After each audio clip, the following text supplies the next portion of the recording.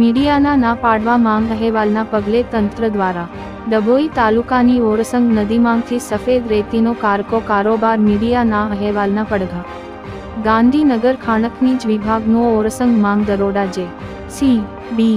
જપ્ત ડભોઈની ઓરસંગ નદીની સફેદ રેતીના વેપલો બેફામ બન્યો હતો. કરણેક નદીની સફેદ રેતી સોનાના ભાવે વેચાય છે, જેને લઈને ભૂમાફિયાઓએ ઓરસંગ નદીમાંથી ધીરાકોરણને નેવે મૂકી ખોદકામ કરવામાં આવ્યું છે. સાથે સાથે રાતના અંધારામાં નદીની ભેખડો પણ ખોદી નાખી છે. ડભોઈના કરણેક ખાતે કોઈયા જેવી ઘટના પટે તો જવાબદાર કોણ?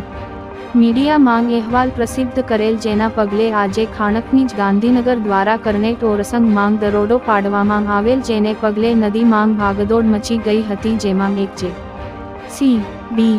ટ્રક અને ટ્રેક્ટર મળી લાખોના મુદ્દામાલ ઝડપાયો, જેમાં જે.સી.બી.ને છોટાઉદેપુરની હદ ગોલાગાડી ખાતે સીઝ કરવામાં આવ્યો હતો. હવે પ્રશ્ન એ છે કે ખાણખનીજ નદી માંગ માપણી કરી કેટલો દંડ ફટકારે છે, જેના પર સૌ મીટ માંડીને બેકા છે. ડભોઈની ઓરસંગ નદી માંગ રાત પડતા જ રેતી ખોદવાની શરૂઆત થઈ જાય છે અને ભૂમાફિયાઓ સાથે ખાણખનીજના અધિકારીઓની મિલીભગતની ચર્યાઓ પણ ઓરસંગ પટ માંગ થરાઈ રહી છે. ગાંધીનગર ખાણખનીજ દ્વારા ભૂમાફિયાઓ અને વડોદરા જિલ્લાના ખાણખનીજના અધિકારીઓ ડભોઈના તાલુકામાંથી પસાર થતી ઓરસંગ નદીના પટમાંથી સફેદ રેતીનો કારોબાર ઝડપાયો. મીડિયાના ના અહેવાલના પડઘા ના ફોડની તપાસ કરે તો પણ ઘણી ચોંકાવનારી વિગતો બહાર આવી શકે છે.